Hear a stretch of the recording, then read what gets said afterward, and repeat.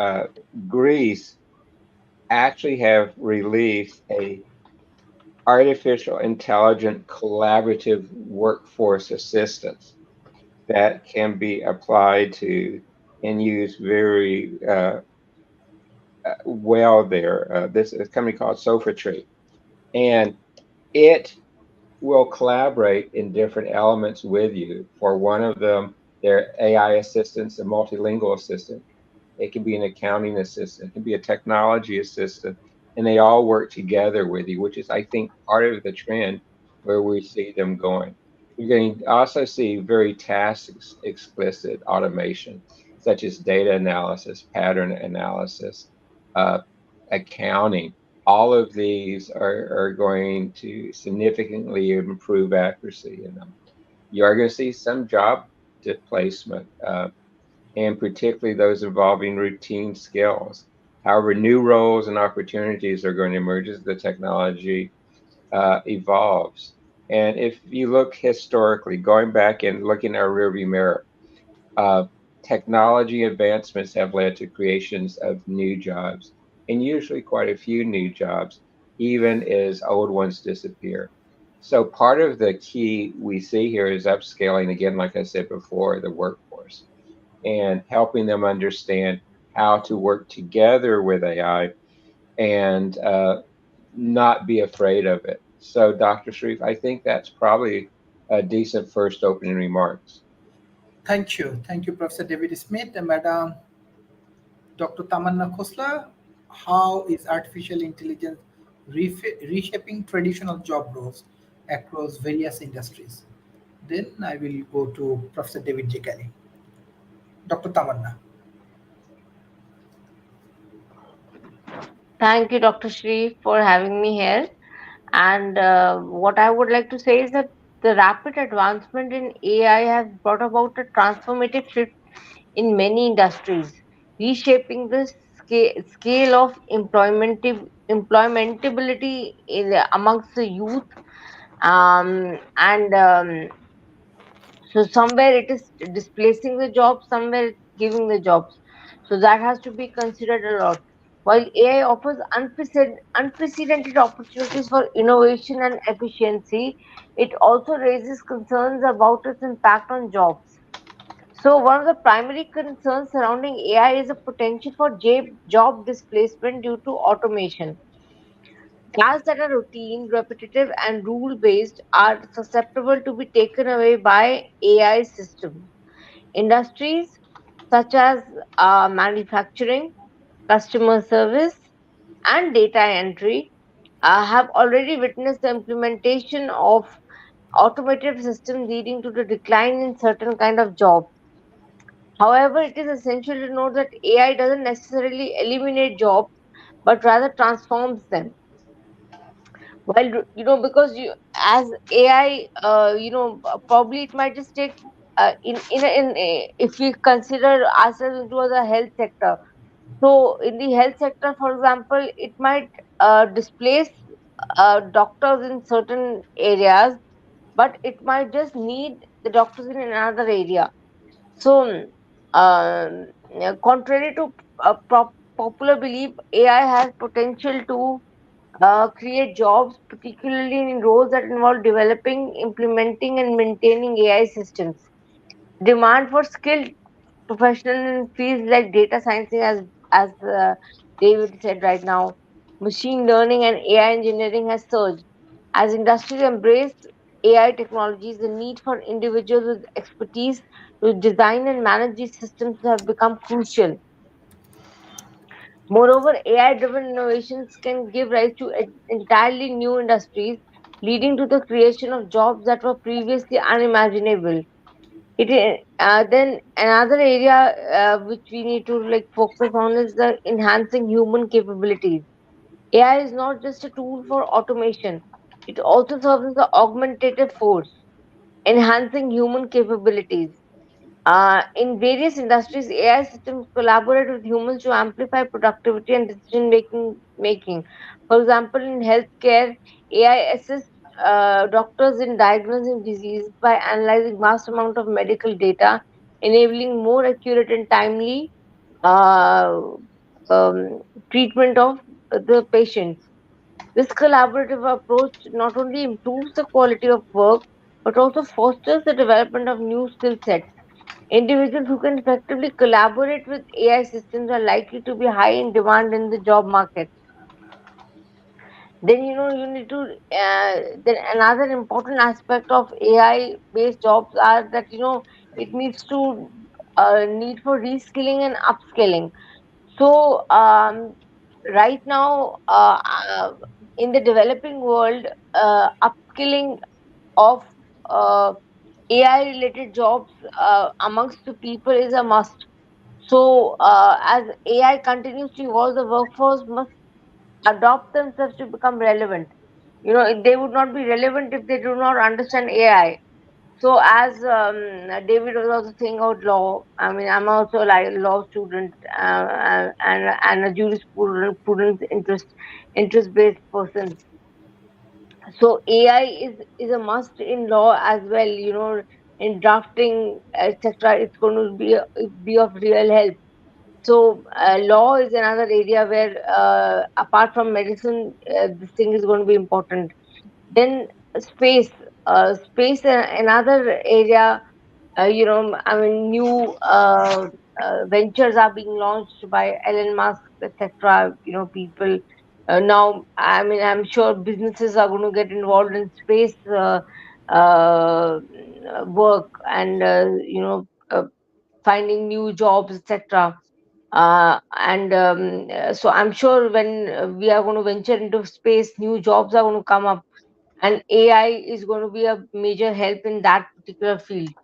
So I guess these are certain areas right now, and it can also help in environmental related problems, so that Earth can be preserved for next several centuries, so that I mean, new kind of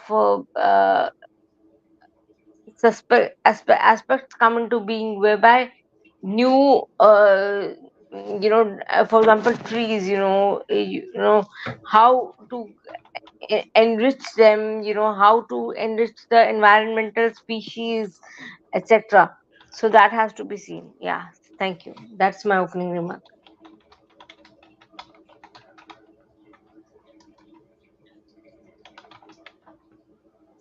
I pass it on to Professor David Kelly. So he didn't really give me a prompt.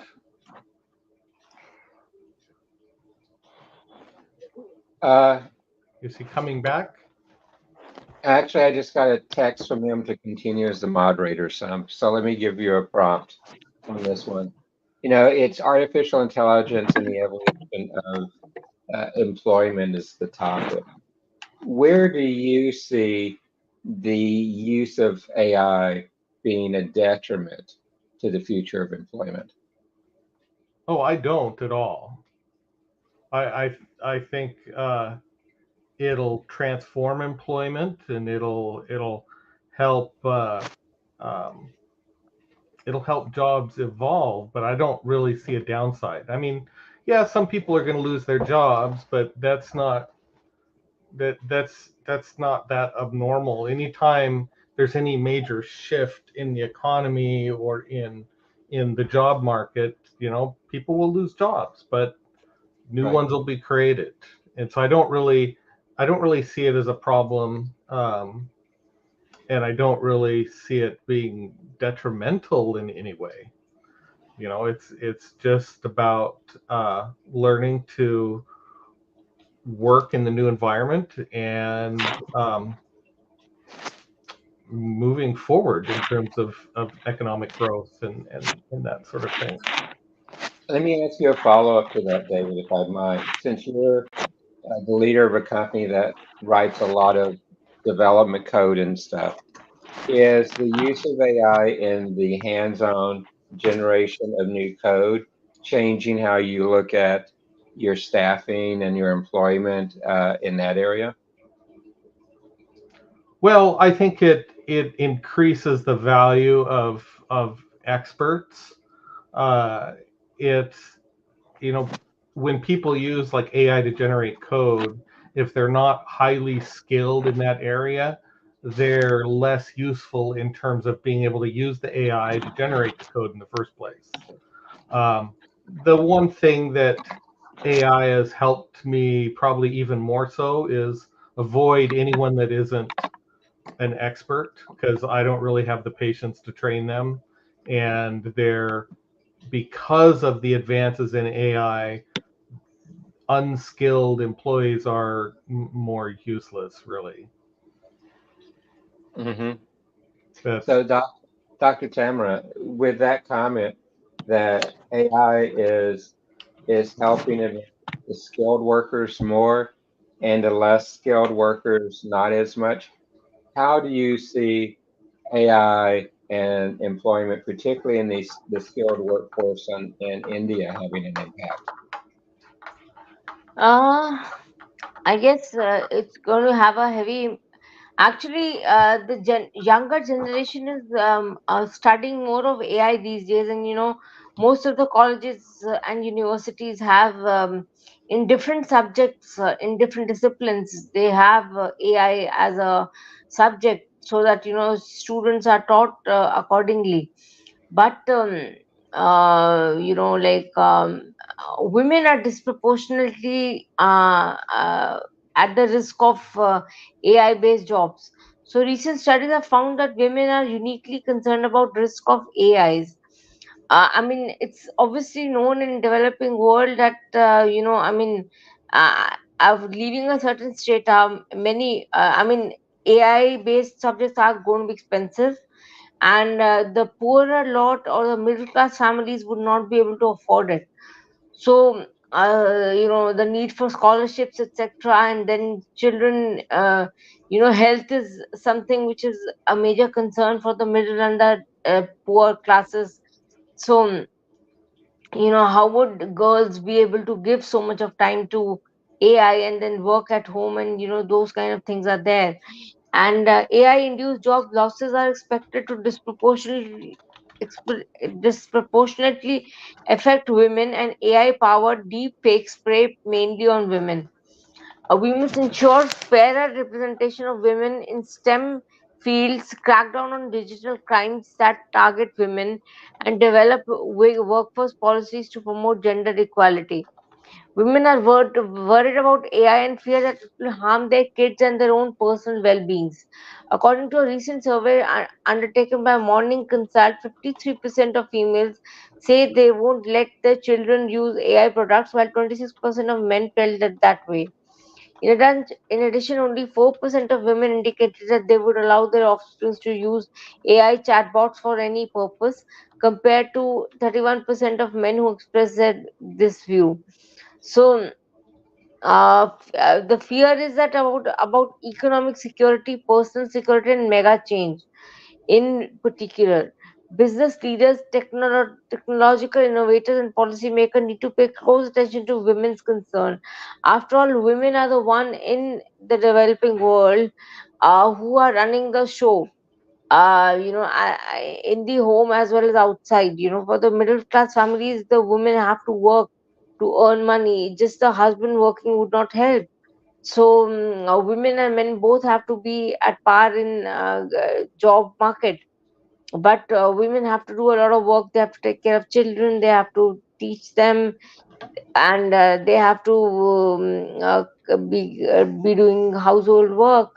So if AI was, if that much of money was pumped into the economy, women would be able to do something out of AI, and many soft works would be done by AI, and help them in their jobs, for example, in certain ways, depending which jobs they are in.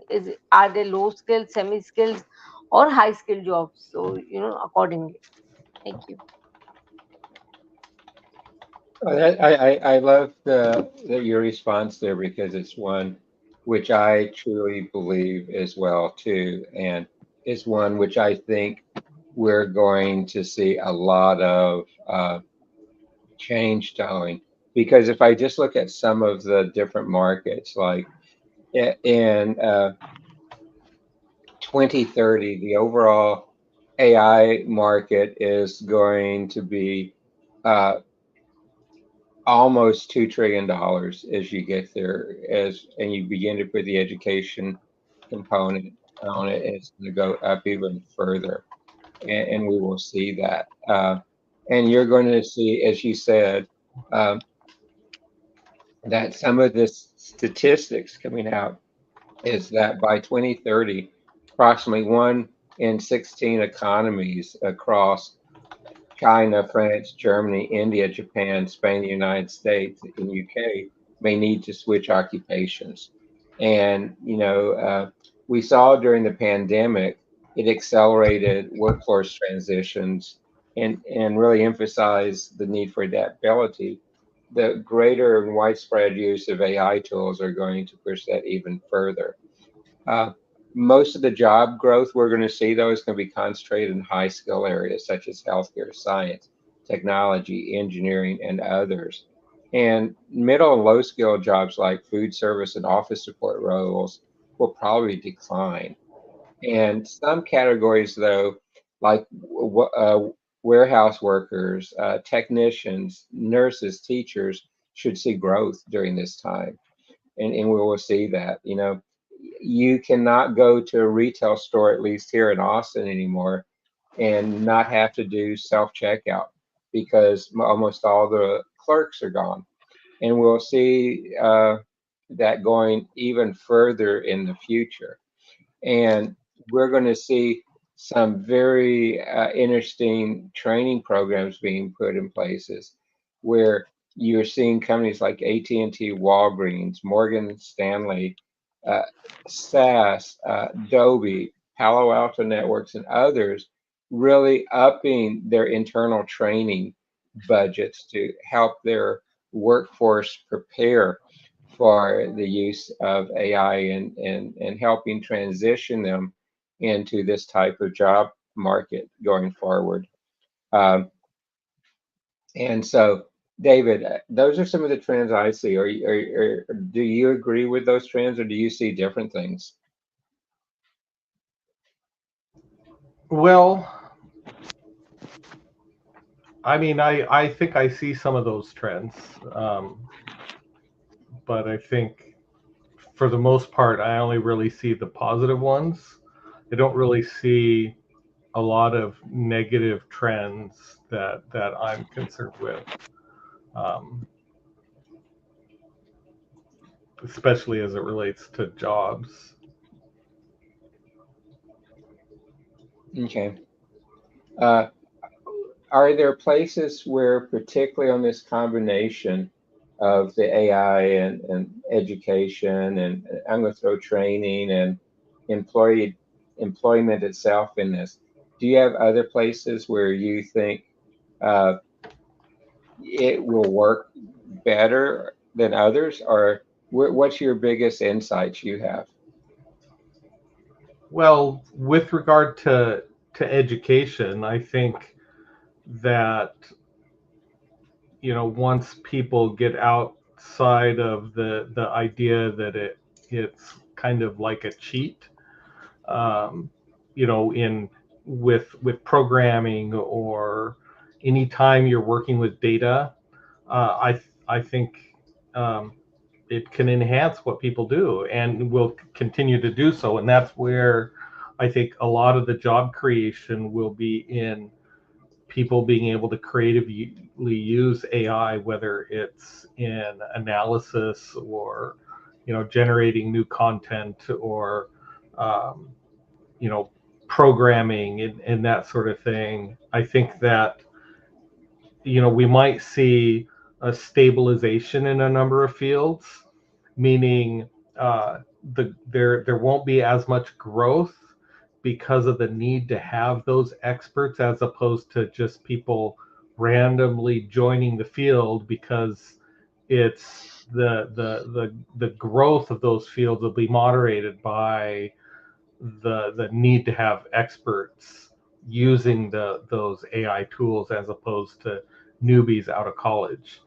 Now I hope that it'll affect college and training more, where people will, or colleges will help people continue to focus on being an expert in the field and not using AI as a crutch.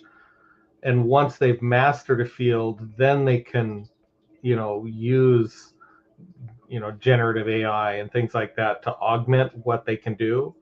Uh, I think there'll still be massive growth in uh, data science in terms of machine learning and how people use different models, and I think we'll see a lot of growth in uh, related technologies that have to do in computer science, as that have to do with correlating data, or doing different kinds of complicated relational searches, uh, because of the need to create complex prompts.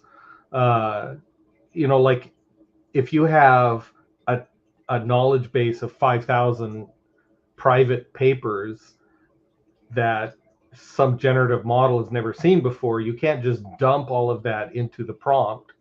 And I think that kind of need is what'll drive a lot of jobs related to, like loading things into vector databases or knowledge graphs and things like that. So I think we'll see growth in those areas.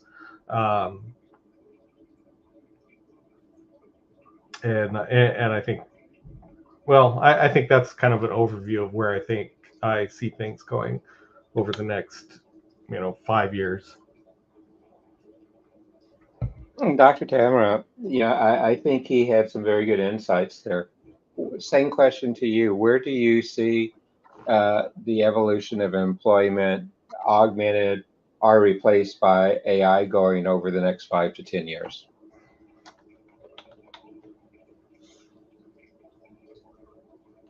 You're muted. I guess it's going to overtake a lot of jobs, as far as AI is concerned. And I mean, it's going to be a cause of celebration also for certain aspects, like agriculture, for example. In India, for example, we face a lot of farmer suicides. And so like if agriculture, if AI could take over, and the government, as India is a welfare state, government is going to reduce the prices of AI. And how it's going to work, I mean, that's still to be seen. I mean, how does it help in manufacturing of fertilizers, pesticides? And like, as far as health is concerned, then these pesticides have to be reduced.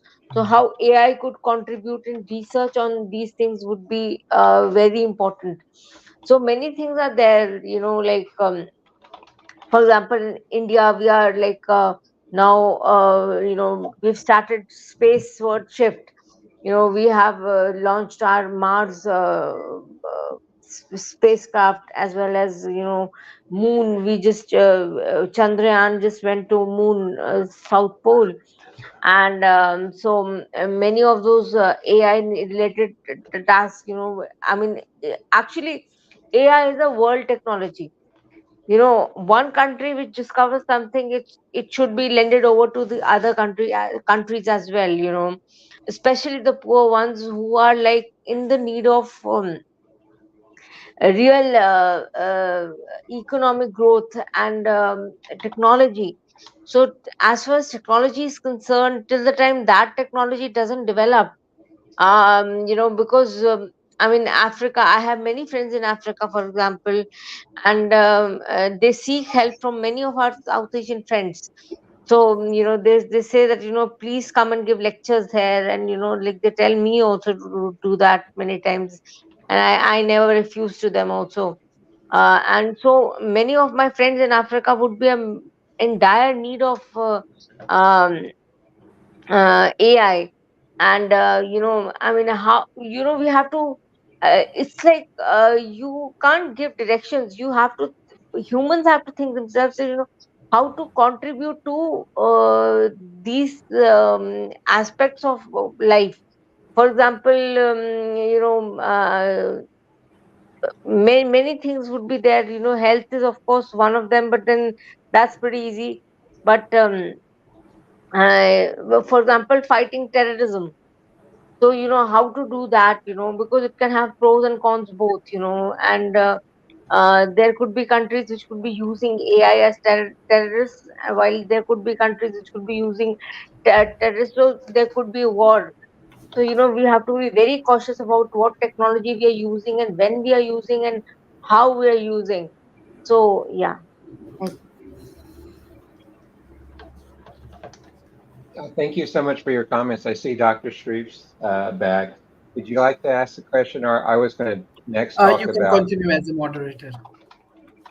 Okay, because I was going to myself begin to answer the question really at looking at how AI and employment is going to impact developing countries, because developing countries are is a really complex journey when you look at introducing this type of technologies and how it impacts the people and the governments and the regulations. But it is characterized by increasing economic progress, improve living standards, increase sustainability and inequality. And in this instance, it will be dramatic upgrades into the technologies and the distribution of technologies within developing nations. So,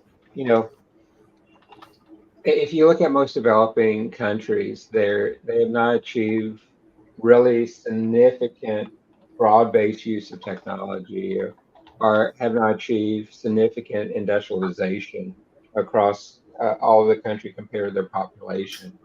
And they typically exhibit a medium to low standard of living. And many of them have a high population growth because there's this uh, inverse relationship between low income and population growth. So what you see with applying AI across the future of jobs and employment is you see the GBT, the gross domestic product per capita, is most likely going to increase for the ones who have the skills to begin to use it. You're going to see more industrial output. And to make all of this happen, you're going to see quite a bit of infrastructural development.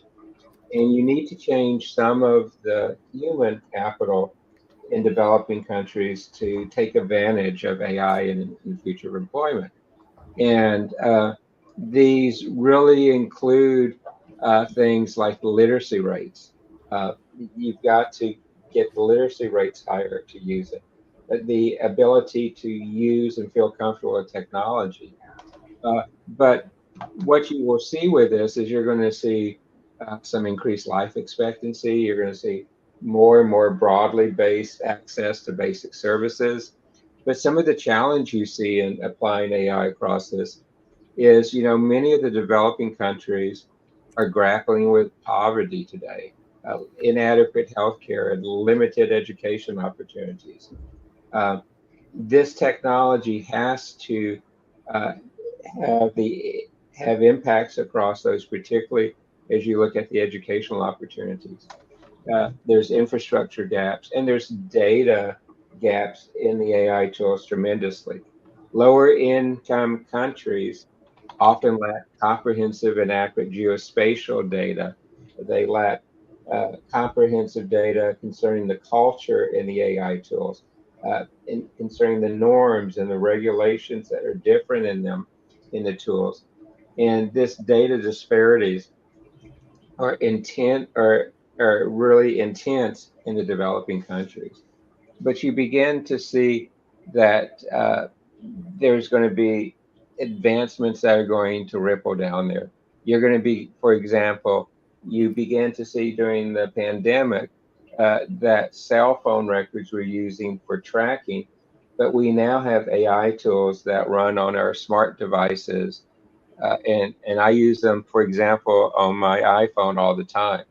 So you're going to see this really working a lot as we see that, and you're going to see companies begin to restructure for efficiency in both all types of countries around the world.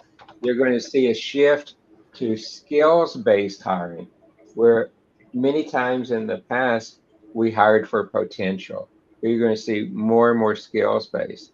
You're going to see that talent enhanced by AI has become highly mobile across borders and industries. And so the people who can embrace a multiple industry view, a multiple country view, and a global mindset are going to be really at a big advantage as we see AI and workforce go together. And, we talked some today about the gig economy, but the gig economy and freelancing and project based work are reshaping how people engage in work.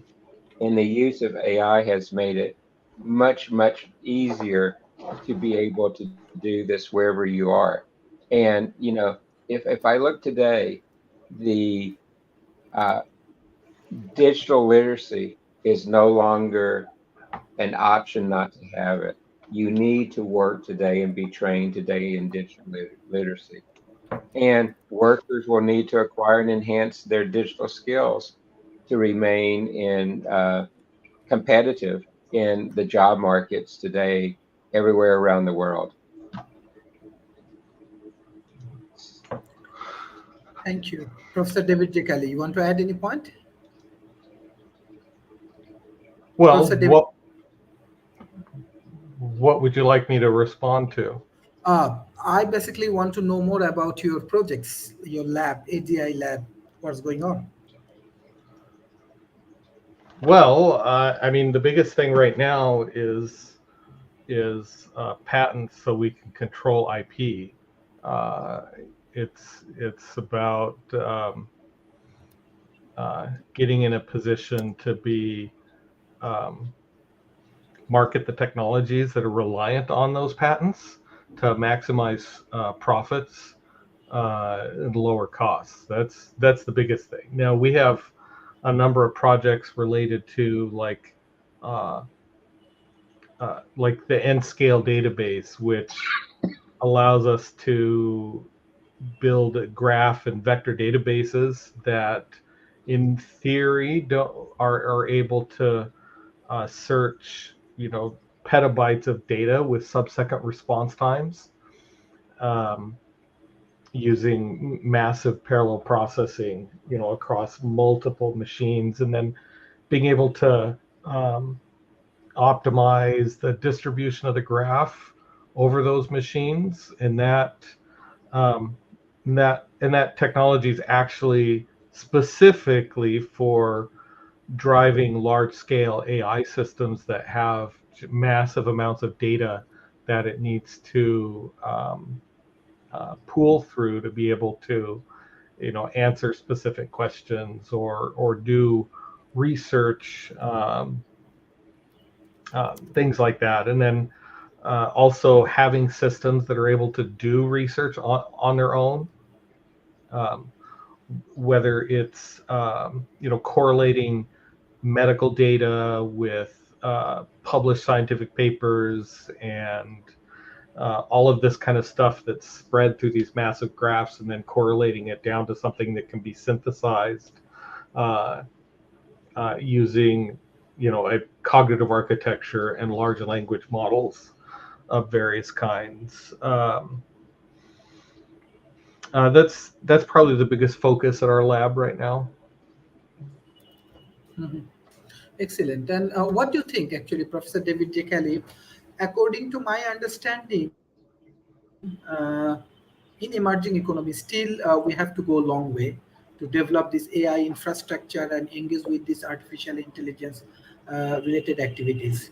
Also, the last week we take some interview from New York and from real estate industries, I think, yeah.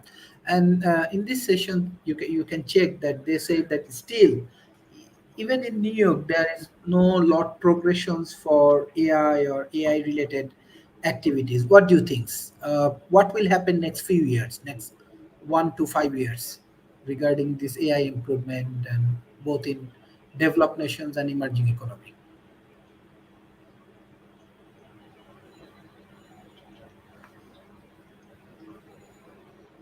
Professor David Smith, you want to respond in this question? Sure, I can do that. You see a lot going on in this area as we try to put the pieces together, and as we look at how AI is not just a tool, but it's a transformational tool to help us look at our future. Um, the big thing with AI is if you look over the last 4 years, the uptake of its application with the launch of products like uh, Chat GPT, with the launch of products like Copilot, like Gwork from X and others, you're going to see those right there. And what we've seen actually in just the last day or two, increasingly some of the AI tools are being made open source so that you as a company, you as an individual can take it and do modifications to it to help customize it more to you and your industry. Now, there are tremendous risks with that, particularly as you look at biases that are going to be interjected into the LLM tools and others with that. There's some ethical concerns that we have to understand, and and legal concerns too, but not only privacy, but outright legal concerns. Also, one of the most disturbing trends with AI over the last year has been the use of AI tools to make hackers better hackers, to be able to come up with more uh, increased, innovative ways to try to steal our information and compromise our systems through the use of AI. So there's a very good side of use of AI, and there's a this dark side use for it as well. And those are all things, Dr. Shreve, that as we work together with us across the different countries in the world, we need to be aware of and very conscious of those issues. Mhm. Dr. Tamanna Khosla, you are from academia from India. So, what do you think? What will be impact uh, of artificial intelligence in India, or like India is prepared for this automation industry? For sure. Indians are majorly working. I mean, our young people, they're like majorly into AI, and most of them have traveled to US and Canada and Australia to study further studies. I mean, I have my relatives who are like abroad, so and their children are studying AI out there. So I guess most of the Indians are. I mean, if you will see, 10 in 1 child would be into AI. So I guess that is there. But like there were many science fiction films in Hollywood which said that robots would steal our jobs. And with the fact that there are many of these jobs which are coming up, so the danger is that they might really do that. And in India, for example, specifically, the fact that the fact that employment as such, even now without AI, is a big difficulty. I mean, coming in of AI in different fields would harm people in a certain way. It will create jobs, obviously, but only for those. It's an expensive subject. It's not something which is like in India. It's an expensive subject, so it's not it's still to be subsidized by the government. The minute the government does that, you'll have poorer students coming in. But many of them, the ones who really need the job, would not be able to get one. And the ones who can get the job, they'll travel to US and Canada and Australia, etc. So I mean, that's my worry. And And for example, as far as religion is concerned, etc., I mean, I guess we can have a discussion sometime else on this particular issue. But priests, etc., can they be replaced, uh, or can the human soul be replaced? Many of these things only humans can do. So I guess AI is something which cannot replace the core of human being, I guess, the soul of human being. So yeah. Mm. Thank you, Professor David J. Kelly. My questions to you: uh, what are the ethical considerations surrounding the use of AI in decision-making process, particularly in sensitive area like healthcare and criminal justice? Well, I think probably the biggest ethical concern is uh, understanding the bias that any given system has.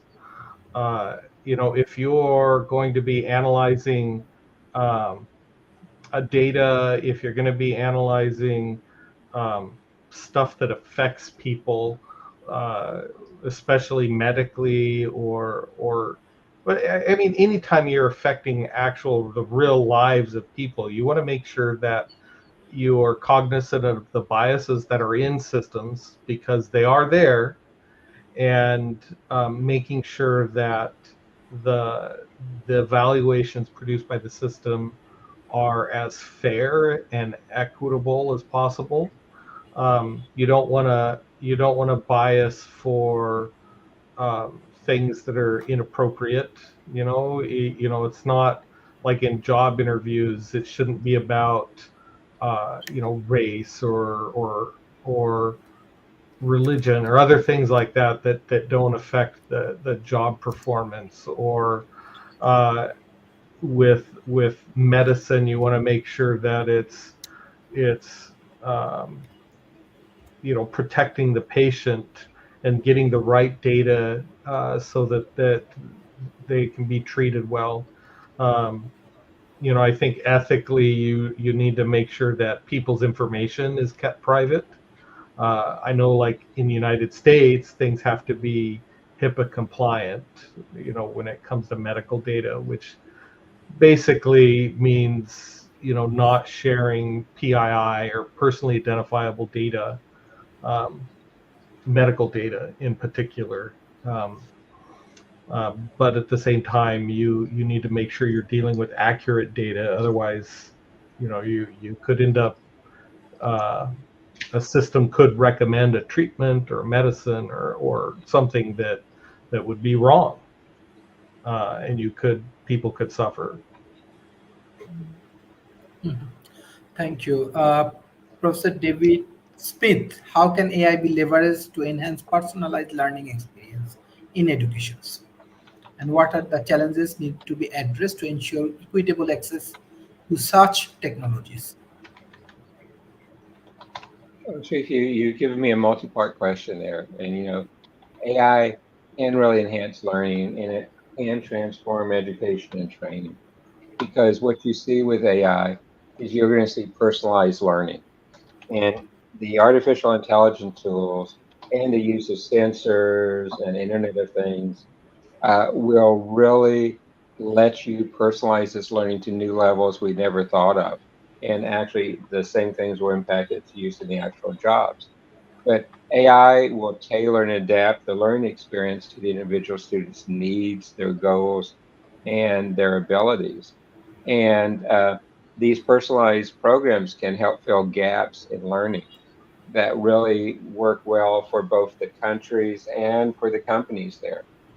AI can free up time in classrooms by automating routine tasks where the human teachers can focus more on interactive and engaging aspects of the teaching and help engage more of improving students' capabilities for interpersonal relations as opposed to just pure teaching.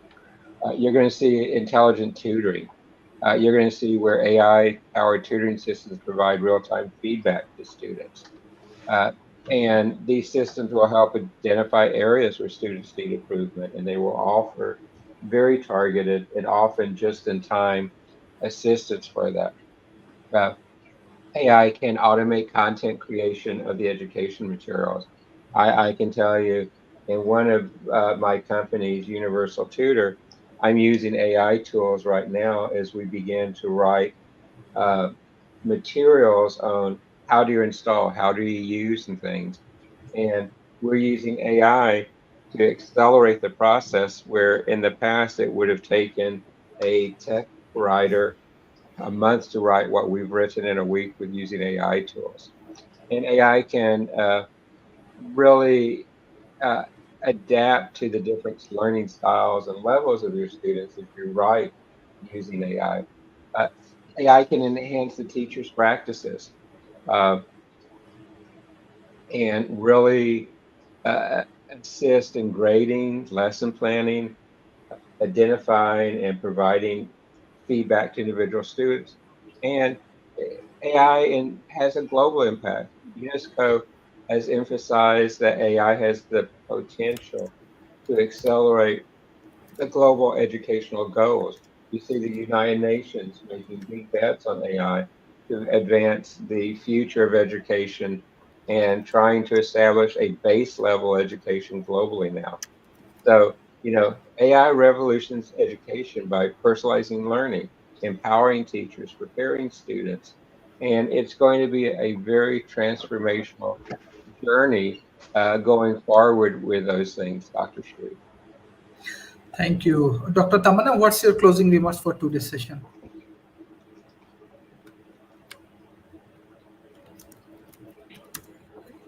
So I guess Dr. Sharif and both the eminent professors, I feel ethics is must in AI. For example, for a safe, secure, humane, and environmental friendly approach to AI is must. And if, for example, pharmaceutical industry, if you were like supposed to focus on that, I mean, you currently see so much of corruption in it worldwide. Smuggling is there, and you know, wrong medicines are being made, and like they're like, and research is not done in a proper way, so that diseases are not controlled and they're made expensive. So if AI was to be used, it should somehow try and reduce the price of medicines, because in the developing world, people cannot take care of themselves as far as big diseases like cancer, etc., are concerned. So the these diseases are better solved in US, etc. And that's why rich people from India, the ones who are infected by these diseases, go to these countries and get themselves cured there. And but what about the poor people, worldwide? How would they? So AI has to be, my personal take would be that it should be made less expensive, and technologies should be shared across the cultures, across the countries, so that AI is not so expensive, and people from poor backgrounds are also supposed to understand and learn AI techniques, so that there is equality which is based in the world. Thank you. Thank you. Professor David Jekyll, what's your closing remarks for today's session?